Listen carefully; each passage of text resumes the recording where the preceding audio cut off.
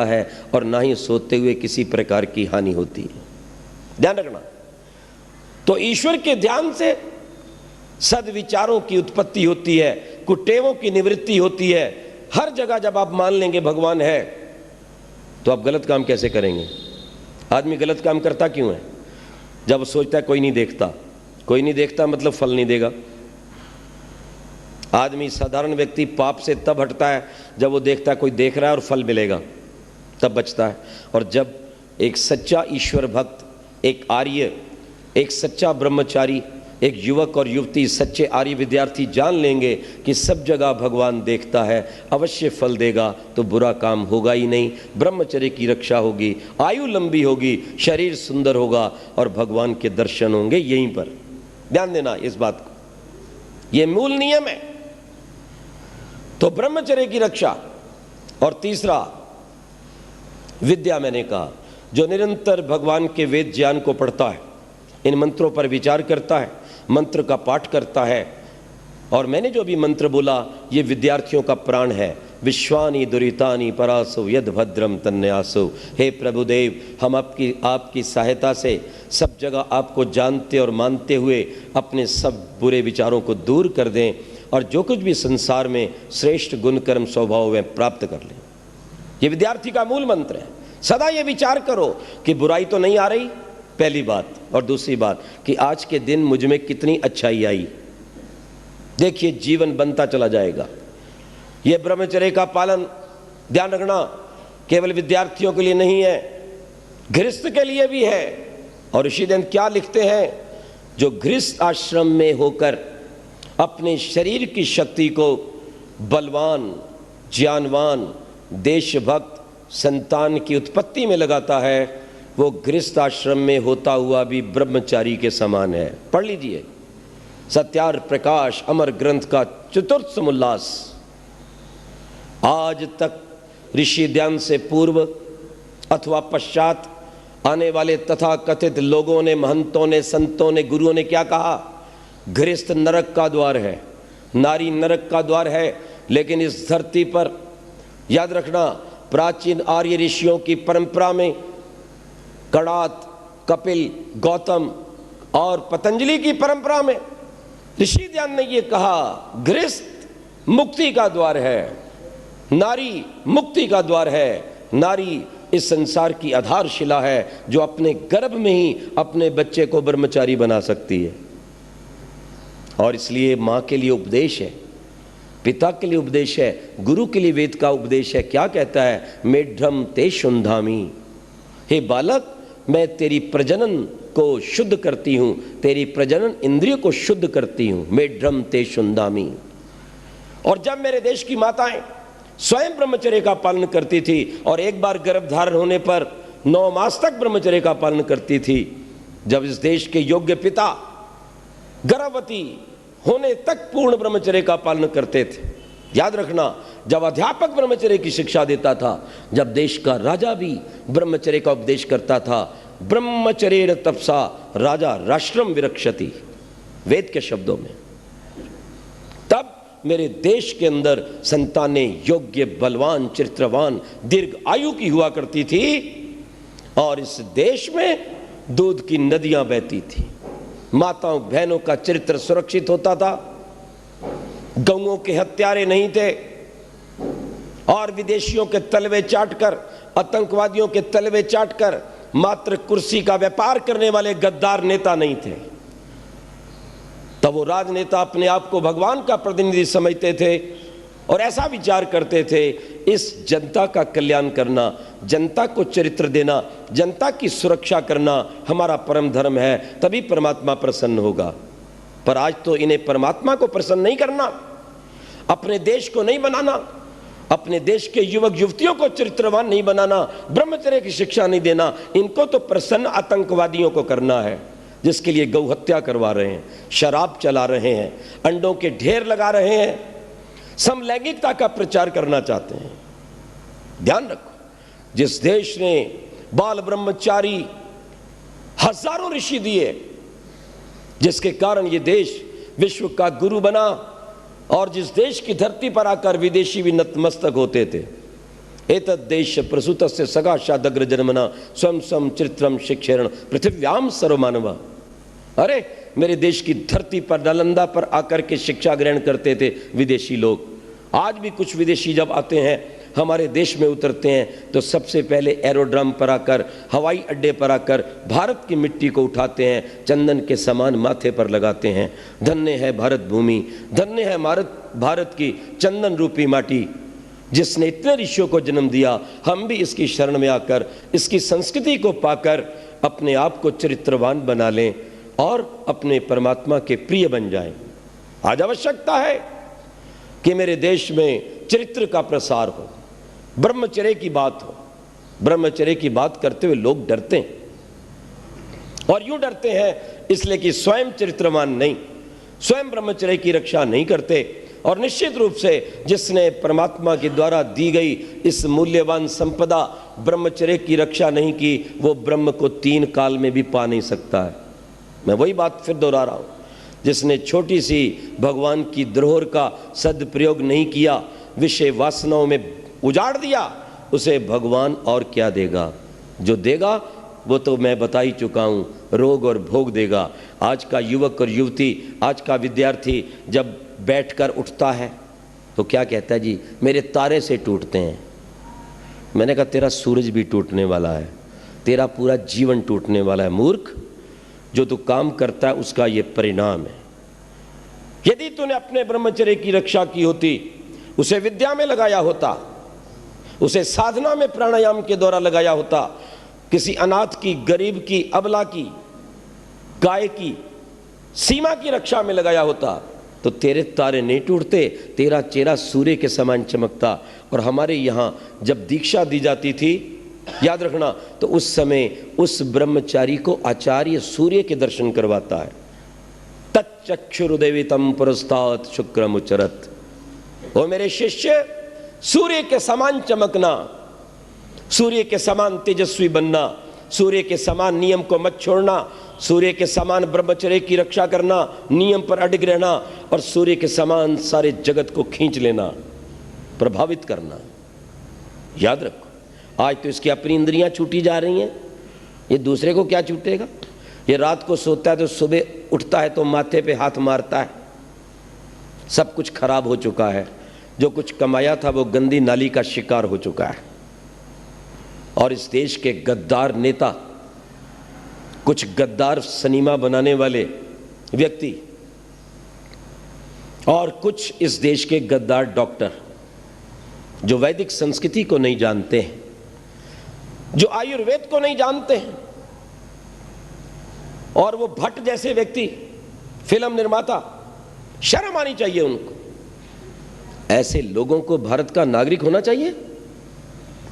जिस भारत के संविधान में लिखा है कि भारत का प्रत्येक नागरिक भारतीय संस्कृति से ओतप्रोत हो, अपनी ऋषियों की परंपरा से ओतप्रोत हो, अपने देश की प्राचीन धरोहर से सुसज्जित हो, और ये भट्ट जैसा व्यक्ति दूरदर्शन के ऊपर एक बेचारी मुसीबत की मारी हुई वेश्या को खड़ा कर रहा है और उसके गीत गा रहा है।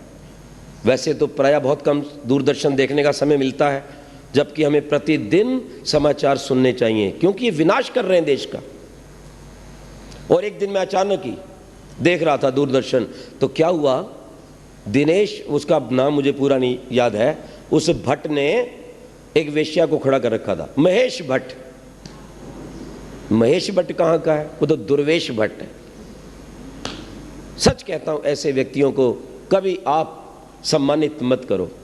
और क्या कह रहा था, एक बेचारी मुसीबत की मारी हुई उस वेश्या को खड़ा करके कह रहा है, ओहो तुम्हें देखकर मुझे बहुत प्रसन्नता हो रही है, बहुत खुशी हो रही है, और मेरा मन चाहता है मैं तुम्हारे चरण छू लूं। हमें चरण को छू ले, मलमूत्र भी चाट ले, इसका प्रसन्नता जो तुझे बहुत हो रही है। ओह, ऐसा काम करते हुए तुम सुंदर हो। वास्तव में एक वेश्या है, अब किस मुसीबत से बनी, उसके पति ने सताया, किसी ने उसका दुरुपयोग किया, किसी ने उसको जाकर बेचा। अब बेचने के बाद वो बेचारी सोचती है मैं कलंकित तो हो ही गई हूं, तो यही काम करूं। अगर अच्छी संस्था कोई मिल जाती, उसको प्यार से लाती, इज्जत देती, उसको नौकरी देती, उसके बच्चों को पालती, तब तो जीवन बन जाता। तो ऐसे ऐसे दुराचारी महेश भट्ट जैसे व्यक्ति से ये तो हुआ नहीं कि उसको अपनी माँ बहन समझकर उसको ले आए घर पर। अरे मूर्ख, तेरे पास पैसे की कमी है? कुबेर की नगरी बंबई कहलाती है। उसको अपनी माँ बहन बनाकर उसको उस दुर्व्यसनों से, दुराचार से बचाकर बिठाता, तब तो बात थी। नहीं, तुम बहुत सुंदर लग रही हो। मैं आपसे एक बात पूछता हूँ, जब एक वेश्या को खड़ा करके एक व्यक्ति प्रसिद्ध ये कहता है, वाह मेरी इच्छा होती तुम्हारे चरण छू लूँ, तो इसका आम जनता में क्या संदेश जाएगा? मेरे देश की बेटियों पर क्या संदेश जाएगा?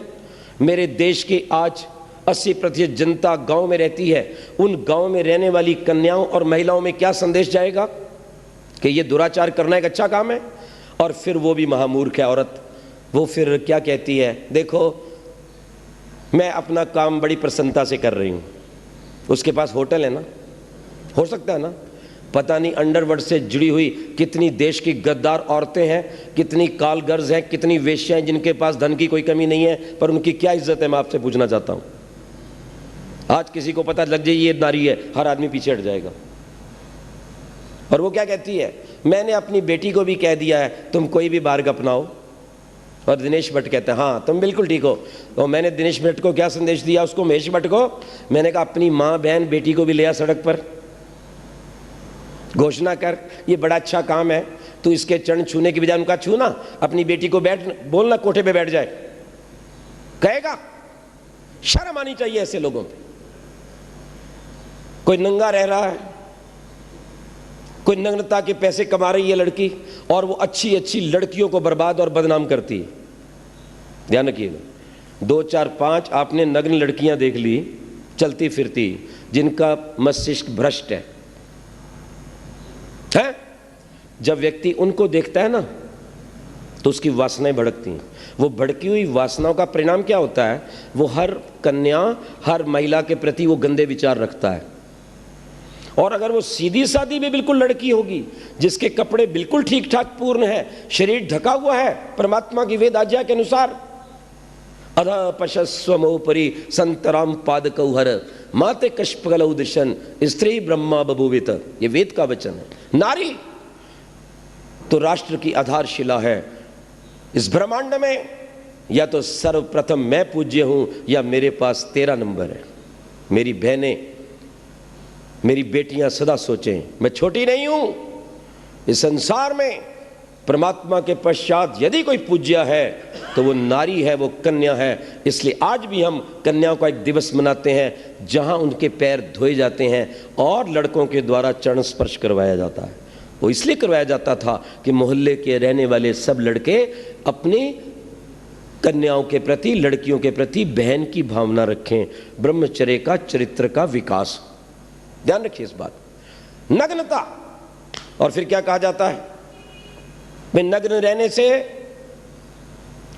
संस्कृति का विकास हो रहा है। आज के दिन जमाना उन्नति कर रहा है, इसलिए नंगे रहो। क्यों जी, ठीक है, नंगे रहो। हम जाते आदिवासी क्षेत्रों में, वहां छाल छूल बांधकर कुछ आधे नंगे घूमते हैं। मैंने एक को कहा, अरे भाई कौन सी क्षति चल रही है? कहने लगा, आचार्य जी यहाँ विद्या नहीं पहुंची, संस्कार नहीं पहुंचे, ये नंगे हैं। जरा विचार करना, कपड़ों को ना पहनना, नंगा रहना, ये पढ़े लिखे की पहचान है या मूर्ख की? मुझे बताना जरा। और जो पढ़ा लिखा होकर नंगा रहे आगे पीछे से, और लोगों को प्रोत्साहित करे कि मेरी इज्जत लूट, फिर लूट ले तो रोए, क्यों छेड़ा? तो बोले तू बाजार बन के क्यों घूम रही थी, तूने सड़क पर अपने आप को क्यों फैला दिया था? और कोई व्यक्ति जब अपने सामान को सड़क पर फैला दे और कोई आकर छुए, उठाए, पटके ले जाए, तो किसका कसूर? इन दुराचारियों का कहना मत मानना मेरी प्यारी बहनों और मेरे युवकों। अपनी मां के समान अपनी मोहल्ले की बहनों की रक्षा करना, इससे बचाओ। और कुछ लोग ये भी पाठ पढ़ा रहे हैं, स्कूल कॉलेज के अंदर कोई फर्क नहीं पड़ता, अगर लड़का लड़की आपस में बात करते हैं, मित्रता करते हैं, अलग बैठते हैं, अलग सिनेमा देखते हैं, पार्क में घूमने जाते हैं। मैंने कहा स्कूल है यहाँ की पति पत्नी का चुनाव करने की संस्था, जरा ये तो बता दो। तुम्हें एक थोड़ी सी भी लज्जा नहीं आती? अरे ये विद्यार्थी इस विद्यालय में विद्या ग्रहण करने के लिए आए हैं या अपने जीवन साथी का चुनाव करने आए हैं? यहाँ तो उचित एक वेशभूषा रहनी चाहिए, उचित दिनचर्या रहनी चाहिए, और प्रत्येक विद्यार्थी को घर से अपने विद्यालय में और विद्यालय से घर जाना चाहिए। और यदि आप ये गलत संबंध जोड़ोगे, ये कभी सुखदायी नहीं होगा। मैंने अनेक विश्वविद्यालयों में झगड़े होते नहीं देखे, कत्ल होते देखे। एक कन्या बैठी थी मेरी बाजू में बस में, खिड़की की ओर से एक नौजवान आया, कहता है महाराज महाराज। मैंने कहा क्या बात है? वो आपके बाजू में एक लड़की है, जरा उससे बात करवाओ।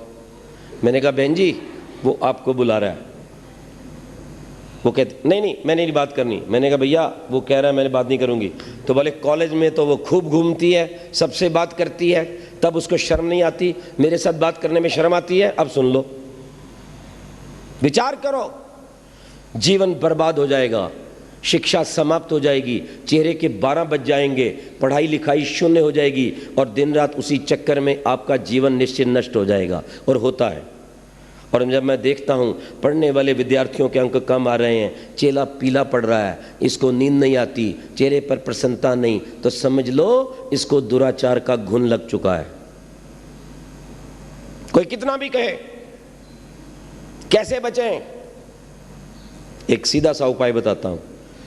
लड़के और लड़की जहाँ मिलते हैं, रहते हैं, मोहल्ला है, घर है, भैया आपस में एक दूसरे को भाई बहन कह के बोलो। मैंने एक लड़के को कहा ये हाय बाय क्या करते रहते हो, ये मेरी फ्रेंड वो फ्रेंड। मैं कहा बहन क्यों नहीं कहते? कहता आप तो वैसा ही सोच लेते हो। मैंने कहा मैं तो ठीक ही सोच रहा हूँ, पर तेरी समझदारी ठीक नहीं है, उसके अंदर माल बड़ा गंदा भरा है। मैं एक बात तुमसे मैं पूछूं, मैंने कहा तुम अपनी बहन से क्या उतना ही प्यार करते हो जितना उधर? जितना लंबा तुम उस लड़की को छोड़ आए मोटरसाइकिल पे बिठा के 15 किलोमीटर, अगर तुम्हारी बहन कहती मुझे अभी जाना है, तो तुम क्या कहते? अब तो हैंडल डाउन हो गया, अब तो शर्म आने लग गई। एक ही उपाय है, माता पिता को भी कहना चाहता हूं, गुरुकुल के आचार्यों को,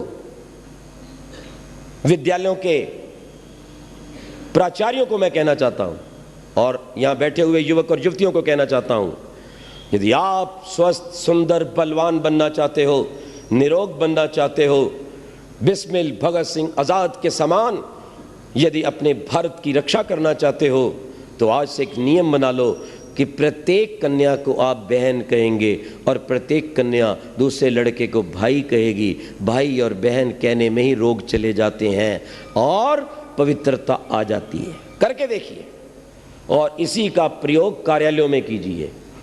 जो विवाहित है उनको भी मैं कहना चाहता हूं, क्यों नहीं प्रयोग करते? इसलिए नहीं करते ना कि मामला गड़बड़ है। इसलिए ब्रह्मचर्य की रक्षा के लिए ध्यान रखना, यह साधन है।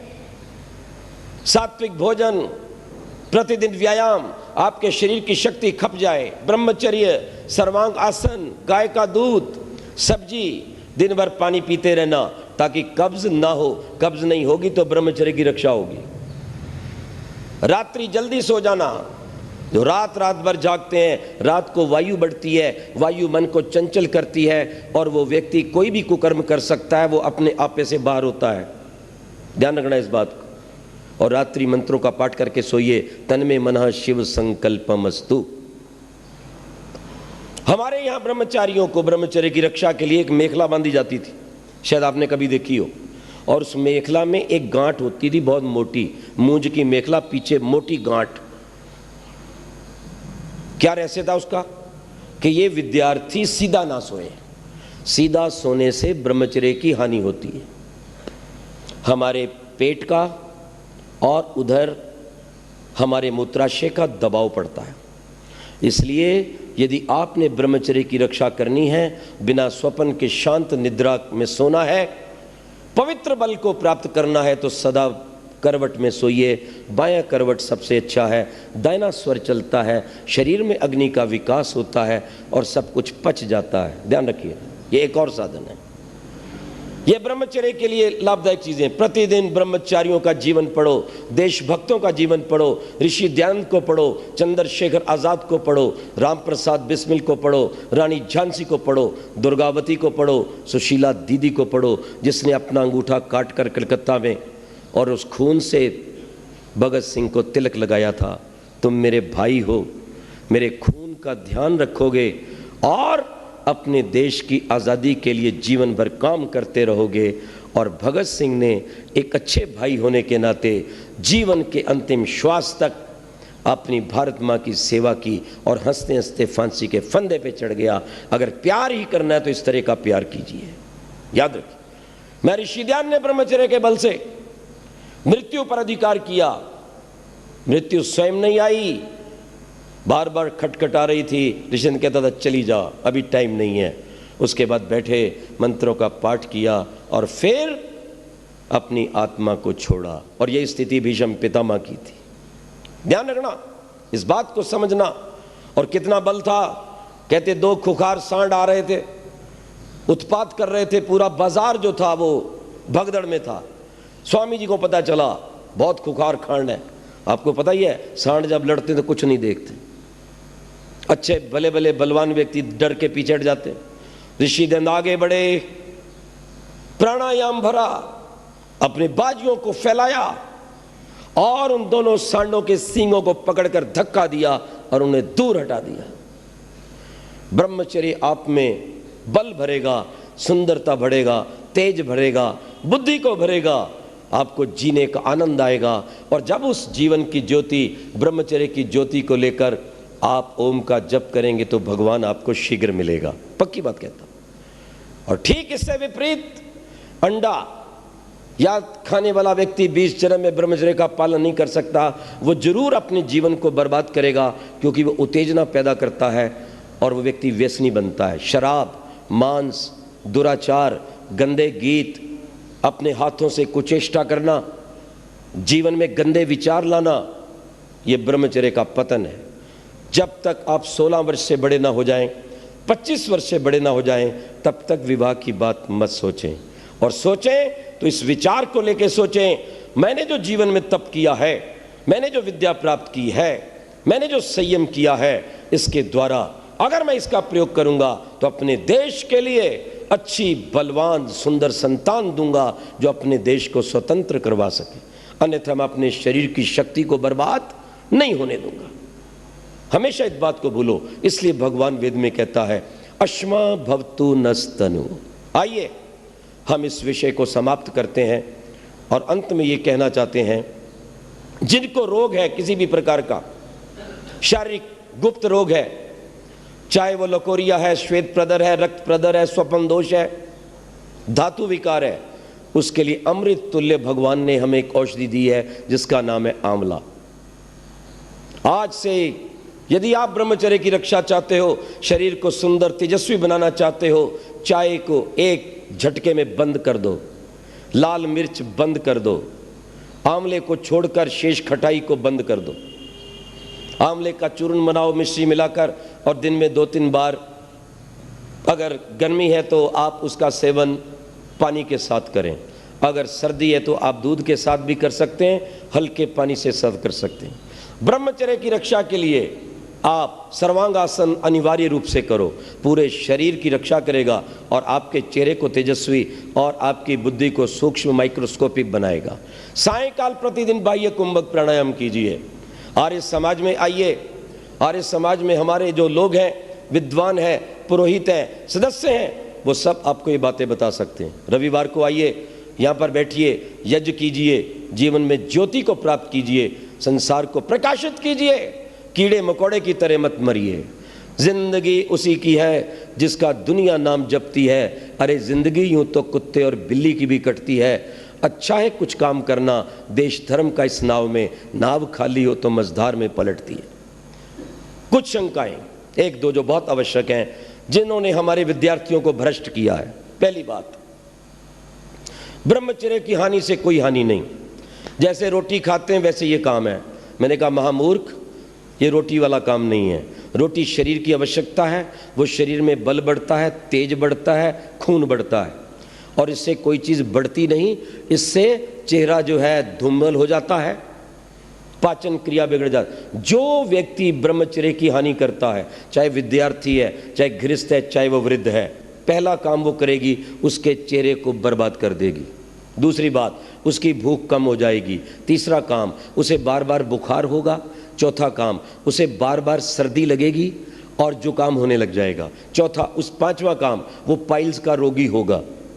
लिख लेना मेरी इन बातों को, मैं दावे के साथ कहता हूं, क्योंकि जो आप खाते हैं वो गाड़ी का तेल है, पेट्रोल है, डीजल है, परंतु एक होता है इंजन ऑयल जिससे गाड़ी चलती है, और अगर इंजन ऑयल समाप्त हो जाए तो इंजन सीज्ड हो जाता है। और इस गाड़ी के लिए जो पानी पीते हैं, दूध रोटी खाते हैं, ये तो है इसकी खुराक, लेकिन इसकी जान जो है, इसका जो आधार है वो है ब्रह्मचर्य। जो इंजन की खुराक है वो ब्रह्मचर्य है। देखो, एक व्यक्ति रक्त देता है, रक्त देने के बाद बैठो भाई बैठो, इसको जूस पिलाओ, इसको दूध पिलाओ, पिलाते हैं कि नहीं?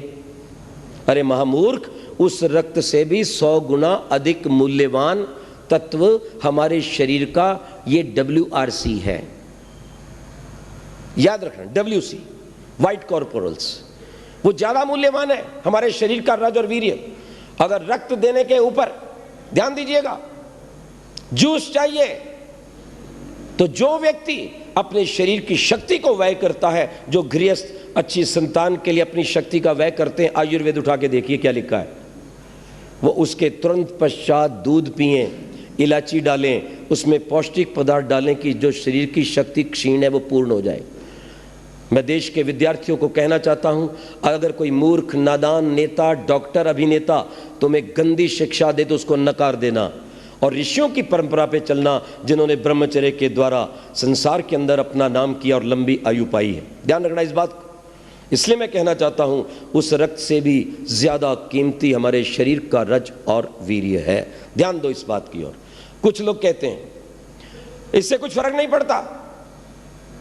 ध्यान देना, तितलियां जब संसार की वृद्धि करती हैं, परस्पर जुड़ती हैं, तो मृत्यु का शिकार हो जाती हैं।